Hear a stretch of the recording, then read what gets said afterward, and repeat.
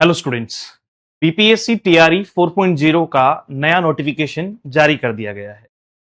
Examination date अभी decided नहीं है, लेकिन उससे अलग जितनी भी बातें हमें जानकारी में चाहिए वो सारी बातें मैं आज आपके साथ इस वीडियो में करने वाला हूं। 32,388 पोस्ट पर आपके चारों सेगमेंट पे, यानी आपका पहली से पांचवी, छठवीं से आठवीं, नवीं, 10वीं और 11वीं 12वीं के सभी शिक्षकों के लिए अलग अलग पोस्ट है। अगर बात करें कि सर सबसे ज्यादा जो है वो पोस्ट कहां आपको देखने को मिलती है, तो फर्स्ट ग्रेड में केमिस्ट्री की पोस्ट इस बार भरपूर है, भरमार है।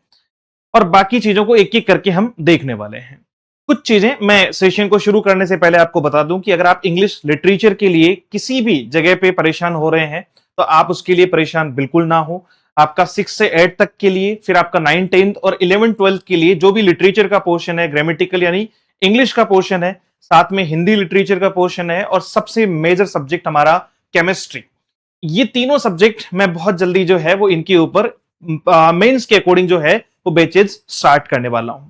या आप बाकी भी किसी भी सब्जेक्ट से हैं और आप चाहते हैं कि आप हमारे साथ में जुड़ें, तो इस नंबर पे 7410928696 इस पर जो है वो मैसेज कर दीजिएगा, व्हाट्सएप कर दीजिएगा और अपना सब्जेक्ट के साथ में like BPSC chemistry, BPSC physics लिख के आप जो है वो मैसेज कर सकते हैं, या बीपीएससी आपका जो भी है साथ में आप लिखकर बताइएगा। फिलहाल बात करते हैं उस नोटिफिकेशन के बारे में। नोटिफिकेशन देखिए, ओरिजिनल नोटिफिकेशन तो ये है, ठीक है, जो आप लोगों ने देखा होगा, जो अभी 18/8/2026 को एक वायरल नोटिफिकेशन चल रहा है, उसके बारे में मैं आपसे चर्चा कर रहा हूं। लेकिन ये नोटिफिकेशन में काफी सारी चीजें लिखी होती है, इसलिए मैंने थोड़ा सा इसको समराइज फॉर्म में, ताकि मैं बहुत कम समय में अपनी बात को आप तक पहुंचा पाऊं। सबसे पहले कि सिर्फ 32,388 पोस्ट है, 3 अलग अलग सेगमेंट पे जो है वो पोस्ट जारी की गई है। आपका नोटिफिकेशन इसमें फर्स्ट से 12 तक का जो है वो सारा सेगमेंट है। ऑनलाइन एग्जामिनेशन होने वाली है और चयन प्रक्रिया जो है वो मुख्य लिखित परीक्षा के आधार पे होगी। मतलब लिखित परीक्षा के आधार पर कहने का मतलब ये है कि मुख्य परीक्षा के आधार पे होगी। हालांकि वो लिखित का मतलब आपका एमसीक्यूज ही है, उसमें राइटिंग पोर्शन नहीं है, लिखना नहीं है, जैसे केवी, एनवी या ईएमआरएस में किया गया है वैसा पैटर्न नहीं है। मेंस में भी एमसीक्यूज है। और अब बात आती है इसके मेजर जो है वो फॉर्मेट को लेकर कि सर कौन सी में कितनी क्या वैकेंसी है, उसके बारे में एक एक करके बात करते हैं। सबसे पहले ओवरऑल अगर आप प्राथमिक विद्यालय अध्यापक पहली से पांचवी की बात कर रहे हैं तो कुछ 3847 पोस्ट हैं। मध्य विद्यालय अध्यापक में छठवीं से आठवीं में 8,563, फिर उसके बाद में माध्यमिक विद्यालय अध्यापक 9वीं 10वीं में 3,877 और फिर 11वीं 12वीं में 16,101 पोस्ट है। Total 32,388 post. ये इनका पेमेंट लिखा हुआ है कि कितना वेतन और भत्ते इनको मिलने हैं, और ये अलग अलग आपको पोस्ट दी हुई है, जिसमें से अगर आप पहली से पांचवी में देखें तो सामान्य जो पोस्ट है वो 3,065 है। उर्दू आपका जो सब्जेक्ट है फिर उसके लिए आपका 753 है, और बांग्ला जो सब्जेक्ट है या बांग्ला जो लैंग्वेज है उसके बेसिस पे आपकी 25, इन टोटल 3847 पोस्ट है। वहीं आप छठवीं से आठवीं में देखेंगे तो आपको गणित और विज्ञान की, सामाजिक विज्ञान की, हिंदी, अंग्रेजी, संस्कृत, उर्दू की अलग अलग पोस्ट आपको दिखाई पड़ेगी। इसमें से इंग्लिश वालों के लिए छठवीं से आठवीं में 1929 पोस्ट है, जो अपने लिए सफिशिएंट है ना। मतलब काफी सारी पोस्ट आपको इंग्लिश में दिखाई पड़ेगी कंपेरेटिवली बाकी सब्जेक्ट के। तो इंग्लिश वाले तो रेडी हो जाओ, ठीक है। अगली बातचीत करते हैं नवीं 10वीं में कि सर नवीं 10वीं में हिंदी, अंग्रेजी, गणित, सामाजिक विज्ञान, संस्कृत, उर्दू, शारीरिक शिक्षा और संगीत, इनकी पोस्ट है, जिसमें से इंग्लिश की 696 पोस्ट है, जो सबसे हाईएस्ट है इस सेगमेंट में भी। फिर बात आती है उच्च माध्यमिक यानी 11, 12। 11, 12 में इंग्लिश की भी काफी अच्छी पोस्ट है। बाकी आप चाहे जो है वो बायोलॉजी के बारे में बात करें, जंतु विज्ञान, वनस्पति विज्ञान या फिर जो भी है आपका, यहाँ सबसे ज्यादा पोस्ट आपको रसायन शास्त्र की देखने को मिलेगी, 3,695 बहुत होती है भाई साहब, 3700 पोस्ट केमिस्ट्री। तो केमिस्ट्री वाले जितने भी स्टूडेंट्स हैं वो हमें व्हाट्सअप कीजिएगा अपने नंबर 7410928696 पर।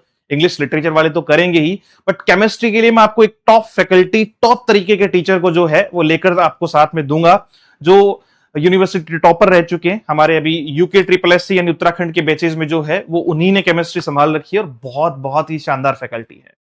तो केमिस्ट्री को लेकर निश्चिंत हो जाए, इंग्लिश को और हिंदी को लेकर निश्चिंत हो जाए।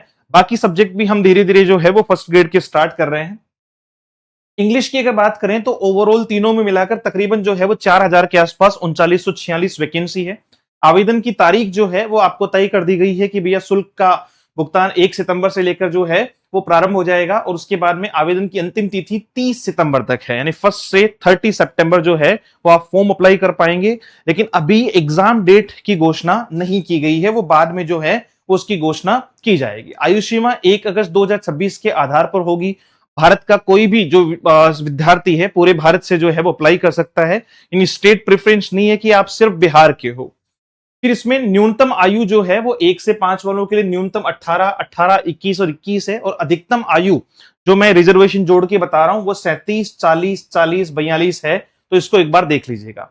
फिर इसमें और क्या है सर, आपका शैक्षणिक योग्यता की अगर बात करें तो पहले बात आप भारत के नागरिक होने हैं, दूसरी आपका जो है वो एनसीटीई और आपका आरसीआई के नियमों के अनुसार आपकी शैक्षणिक योग्यता होनी चाहिए। सीटेट, बीटेट और एसटेट, ये तीनों क्या है इसके बारे में चर्चा कर लेते हैं। इसको लेकर थोड़ा सा एजुकेशनल क्वालिफिकेशन और साथ साथ में पात्रता परीक्षा आपकी क्या होनी चाहिए और किन विद्यार्थियों को शामिल किया गया है उसके बारे में मैं आपसे बात करता हूं। अगर आप पहली से 5वीं का फॉर्म भर रहे हैं तो आप जो है वो 12वीं के साथ साथ आपका डीएलएड, बीएलएड या स्पेशल एजुकेशन की मान्य योग्यता होनी चाहिए, और फिर इसके समकक्ष इसके अलावा सीटेट या फिर बीटेट का फर्स्ट पेपर जो है वो क्वालिफाइड होना चाहिए, फर्स्ट पेपर ना कि सेकंड पेपर। 6वीं से 8वीं में ग्रेजुएशन हो गई सब्जेक्ट से, उसके बाद में डीएलएड हो गया, आपका बीएड हो गया, और आपका जो बीए बीएड है इंटीग्रेटेड है वो भी जो है वो मान्य होगा। इसमें सीटेट का पेपर सेकंड या बीटेट का पेपर सेकंड होगा। फिर 9वीं 10वीं में आपको क्या करना है, 9वीं 10वीं में ग्रेजुएशन या फिर पोस्ट ग्रेजुएशन हो, फिर बीएड हो, इसमें एस्टेट का पेपर फर्स्ट है, ठीक है, एस्टेट का पेपर फर्स्ट है। और दूसरा अगर आप 9 10 के बारे में बात करेंगे जो विशेष विद्यालय हैं उसके लिए आपको क्या करना होगा, जो शैक्षणिक योग्यता है वो आरसीआई के नियमों के अनुसार होनी चाहिए, इसमें एस्टेट का पेपर फर्स्ट है। 11वीं 12वीं के लिए आपका पीजी होना चाहिए, बीएड होना चाहिए, और नोटिफिकेशन में दी गई जो क्वालिफिकेशन है उनको देखना, मतलब सिंपली इतना नहीं जाना रे यार, जिस सब्जेक्ट से पीजी कर रहे हो, जैसे केमिस्ट्री वाले का केमिस्ट्री से क्या होना चाहिए, आपका जो है वो पीजी होना चाहिए, साथ में बीएड होना चाहिए, और एस्टेट का पेपर सेकंड कंप्लीट होना चाहिए। अब 2026 में जो एस्टेट अभी जो चल रहा है जिसकी फॉर्म फिलअप हो रहे हैं, एस्टेट 2026 के लिए आवेदन करना पर्याप्त नहीं है। अगर आपने आवेदन कर दिया है तो आप अप्लाई कर सकते हैं, आप एग्जाम में बैठेंगे तब आपका एडमिट कार्ड कब जारी होगा, जब आपका एस्टेट क्वालिफाई हो जाएगा। अगर आप एस्टेट क्वालिफाइड नहीं होंगे तो फिर आपका एडमिट कार्ड ही जारी नहीं होगा, ये इन्होंने साफ साफ लिख कर दिया है, ठीक है।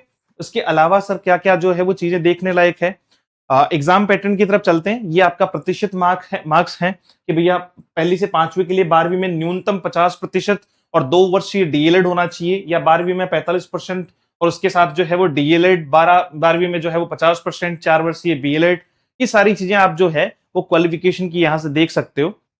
ये पोस्ट ग्रेजुएशन हो गई आपका मिनिमम 50% के साथ, फिर बीएड हो गया, और इसके साथ साथ में जो है वो ये सारी चीजें। फिर एग्जाम पैटर्न क्या है, ये हमारा आज का सबसे बड़ा क्वेश्चन है कि सर क्या एग्जाम पैटर्न कुछ नया है या कुछ अलग करना होगा। थोड़ा सा इस बात को ध्यान से सुनिएगा। एग्जाम 2 होगी, पहले प्रीलिम्स होगी फिर मेंस होगी। जो मेंस में बैठने वाले विद्यार्थी हैं वो किसके आधार पर बैठेंगे, प्रीलिम्स के आधार पर बैठेंगे, उनके कुछ मिनिमम क्वालिफाइंग मार्क्स तय किए गए हैं।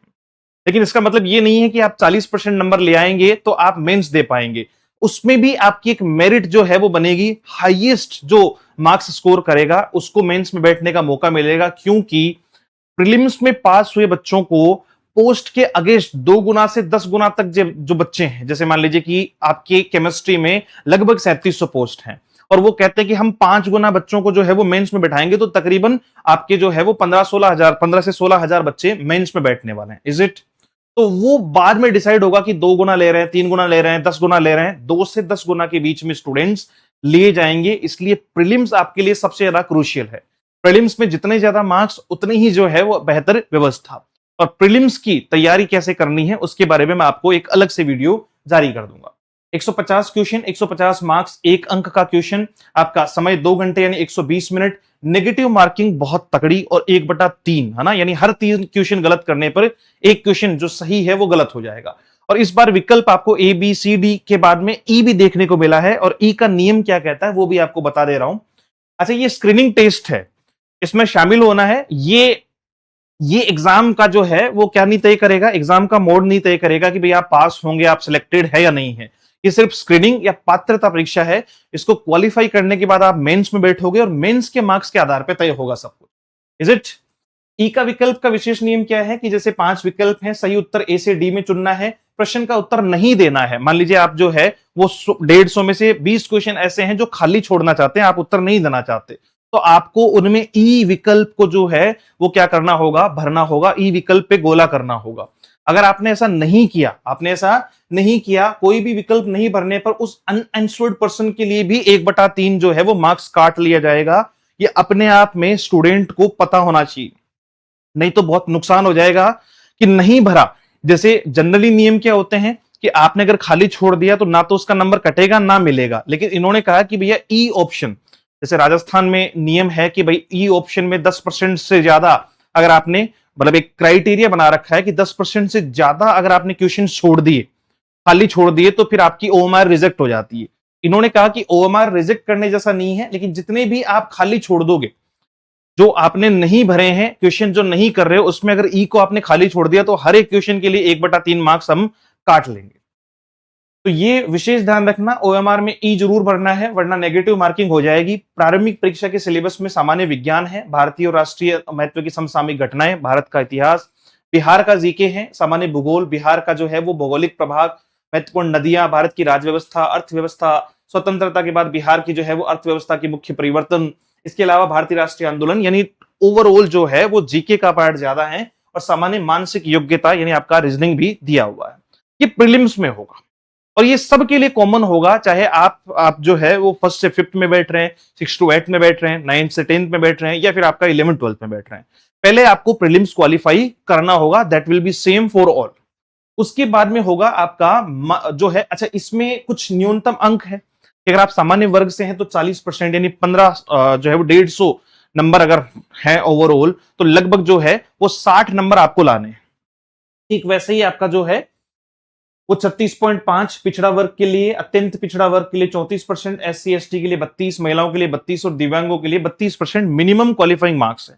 लेकिन क्या मेरे, अगर मान लीजिए मैं 150 में से 40% नंबर लाता हूं, तो क्या मैं मेंस में बैठूंगा? नहीं, मेंस में वो बच्चा बैठेगा जो हाईएस्ट स्कोर करेगा। क्यों? क्योंकि वो ऊपर के जो है वो उन 3 गुना से 2 गुना से लेकर 10 गुना बच्चों को लेंगे जो हाईएस्ट स्कोरर है, उनको मेंस में मौका मिलेगा। ठीक है, तो ये विशेष ध्यान रखिएगा। मुख्य परीक्षा के लिए क्या करना होगा, 2 से 10 गुना के बीच में आपको चुना जाएगा कि भैया जिन लोगों ने प्रीलिम्स पास किया है उसके 2 से 10 गुना के बीच में। कैटेगरी जो है वो कट ऑफ प्राप्त करने वाले सभी उम्मीदवार मुख्य परीक्षा के लिए चुने जाएंगे। सम्मान कैटेगरी अगर आपने कट ऑफ में क्वालिफाई की है। फिर इसमें बोनस अंक जो अतिथि शिक्षक है, मतलब बिहार में जो अतिथि शिक्षक है, 1 साल अगर आपने अतिथि शिक्षक का काम पूरा किया तो उसके 5 अंक आपको बोनस में जो है वो दिए जाएंगे। और जैसे मान लीजिए कि आप अतिथि शिक्षक हैं, आपके 50 नंबर आए और एक जो है वो अतिथि शिक्षक नहीं है, उनके 52 नंबर आए, तो आपने 1 साल भी काम किया तो 50 + 5 आपके जो है वो 55 हो जाएंगे और उनके 52 रह जाएंगे, तो पहला सिलेक्शन आपका होगा। Is it? तो प्रत्येक वर्ष की पूर्ण सेवा के लिए 5 अंक है और अधिकतम आपको जो है वो 25 मार्क्स मिल सकते हैं, 25 से ऊपर जो है वो नहीं मिलेंगे। ठीक है, इसके लिए आपको जिला शिक्षा पदाधिकारी से अनुभव प्रमाण पत्र, नियुक्ति पत्र प्रस्तुत करना होगा। फिर इसमें एक चीज और है, हालांकि ये मामला जो है वो न्यायालय में लंबित है, इस प्रावधान पर न्यायालय में एलपीए लंबित है, इसलिए लाभ का अंतिम निर्णय जो है न्यायालय के आदेश से प्रभावित हो सकता है। ये भी थोड़ा ध्यान दे लीजिएगा ना, ये कोर्ट में केस चल रहा है इस बात को लेकर।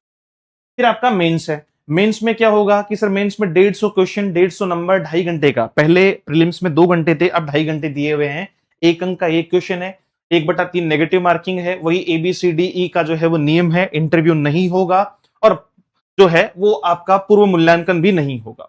मेंस में अगर आप 1 से 5वीं तक के जो है वो स्टूडेंट हैं, यानी 1 से 5वीं के लिए एग्जाम दे रहे हैं, तो आपको 30 नंबर की तो भाषा आएगी, सब में 30-30 नंबर की तो भाषा आएगी, हिंदी, इंग्लिश, उर्दू, इनमें से आपको चूज करनी होगी। फिर आएगा आपका यहां तो जो है वो सीधा 120 नंबर का सामान्य अध्ययन आएगा, है ना, 3 भाग नहीं है, यहां तो 2-2 भाग ही हैं। तो 30 नंबर की भाषा और 120 नंबर का सामान्य अध्ययन। ध्यान रखना, भाषा कंपलसरी तो है लेना, लेकिन पासिंग मार्क्स उसमें जो है वो जरूरी है, उसके नंबर जो है वो काउंट नहीं होंगे। फिर 6 से 8 में 30 नंबर की भाषा, 40 नंबर का सामान्य अध्ययन, जो हमने ऊपर सिलेबस देखा था उसी को वापस रिवाइज करके मेंस में देंगे, और 80 नंबर का सब्जेक्ट आपका, जिस सब्जेक्ट से आप जैसे हिंदी वाले हैं, इंग्लिश वाले हैं, मैथ्स वाले हैं, उस आधार पे। ठीक वैसे ही आपका 9वीं 10वीं में भी 30 नंबर की भाषा, 40 नंबर का सामान्य अध्ययन, 80 नंबर का सब्जेक्ट। यहां पर भी सेम आपका जो है वो 30 नंबर की भाषा, 40 नंबर का सामान्य अध्ययन और 80 नंबर की जो है वो विषय आप पर होना है।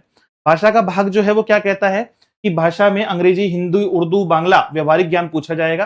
कम से कम 30 अंक आपको जो है वो लाने हैं, यानी अगर आप 30 नंबर वहां पे बात कर रहे हैं तो प्रतिशत 30% का मतलब 9 अंक मिनिमम आपके होने चाहिए। अगर आपने बाकी में तो स्कोर कर दिया कि साहब मेरे जो है वो 120 में से 120 आ गए, लेकिन भाषा में जो है वो आपके 6 नंबर ही आए 30 में से, तो फिर भी आप क्वालिफाई नहीं माने जाओगे। मिनिमम 9 नंबर लाना है, ये क्वालिफाइंग इन नेचर है। फिर सामान्य अध्ययन के तौर पे जैसे गणित हो गया, जागरूकता हो गया, विज्ञान हो गया, ये सारे मानसिक क्षमता परीक्षण, ये सारे सामान्य अध्ययन हो गया। फिर सब्जेक्ट पेपर में आपका जो जो सब्जेक्ट है उसके आधार पे विकल्प ई मैंने आपको बता दिया, 1/3 मानकर जो है वो माइनस मार्किंग की जाएगी, मेरिट बनेगी। चयन मुख्य लिखित जो है वो परीक्षा के अंकों पर होगा, इंटरव्यू आयोजित नहीं होगा, ये बात भी विशेष ध्यान रखिए। भाषा भाग क्वालिफाइंग है और बराबर अंक होने पर पहले संबंधित विषय या भाषा के अंक देखे जाएंगे। अगर मान लीजिए कोई ऐसा विद्यार्थी है जो दोनों के बराबर अंक हैं, तो फिर उसका चयन करने के लिए उसके भाषा में कितने मार्क्स ज्यादा हैं उसके आधार पर किया जाएगा। और ये सारी बातें जो है जनरल बातचीत इसमें जितनी भी थी वो मैंने आपसे सारी कर ली, मतलब मुख्य मुख्य जानकारी। आप कहीं से भी हैं, यूआर में काउंट हो जाएंगे। आप राजस्थान के विद्यार्थी हैं, उत्तर प्रदेश के हैं, उत्तराखंड के, कहीं से भी हैं तो आप अप्लाई कर सकते हैं, बट आप जनरल में काउंट होंगे, आपको रिजर्वेशन नहीं मिलेगा। अतिथि शिक्षक का लाभ भी आपको नहीं मिलेगा अगर आप किसी भी दूसरी सरकार में जो है वो अतिथि शिक्षक का काम कर रहे हैं। अतिथि शिक्षक का लाभ आपको तभी मिल सकता है, पहली बात तो कोर्ट का आदेश उसको प्रभावित करेगा, दूसरी बात आप बिहार सरकार में जो है वो गेस्ट टीचर रहे हो। तो मूल तौर पे हमने लगभग सारी बातचीत की कि क्या क्वालिफिकेशन होनी चाहिए। अब सारी बातों पे आके अटकते हैं कि सर पहले प्रीलिम्स पास होगा फिर मेंस, लेकिन मेंस की तैयारी प्रीलिम्स से पहले शुरू, मतलब प्रीलिम्स के साथ साथ शुरू कर देना। एक साथ प्रीलिम्स करना है बट मेंस भी साथ में करना है, क्योंकि प्री के बाद मेंस अगर कोई बच्चा चाहेगा कि साहब मैं केमिस्ट्री, इंग्लिश, हिंदी इनको 2 महीने में पूरा कर लूं, पूरा सिलेबस जो है वो कंप्लीट कर लूं, तो वो पॉसिबल नहीं है। आप प्रीलिम्स को पैरेलल रखो, साथ में रखो, और प्री के साथ साथ जो है वो मेंस की तैयारी भी करती रहे। प्री के साथ जो है वो मेंस की तैयारी भी करते रहें। प्रीलिम्स का बैच हम यूट्यूब पे फ्री देंगे और मेंस के बैचेज में जो है वो अलग अलग सब्जेक्ट हम लोग लॉन्च करेंगे, जैसे English literature, Hindi literature, chemistry या फिर बाकी सब्जेक्ट भी। तो जो जो बच्चे हैं, देखो सेकंड ग्रेड के, फर्स्ट ग्रेड के तो करने ही करने हैं, यानी आपका फर्स्ट से फिफ्थ का तो होगा ही, आपका 6 to 8 भी होगा, 9 to 10 भी होगा। सिर्फ 11 12 में हम जनरली जो है वो मेजर 3 से 4 सब्जेक्ट लेकर चलेंगे, और बाकी जैसे जैसे बच्चे जो है वो और डिमांड करेंगे तो उनके लिए और बेहतर टीचर्स की व्यवस्था कर दी जाएगी। कोई भी डाउट हो, क्वेरी हो, क्वेश्चन हो, इंग्लिश लिटरेचर से रिलेटेड नोट्स, क्लास सब कुछ आपको मिल जाती है, तो आप इस नंबर पर मैसेज कर सकते हैं, व्हाट्सएप कर सकते हैं। Thank you so much. Have a great day. See you soon in the next session. Jai Hind.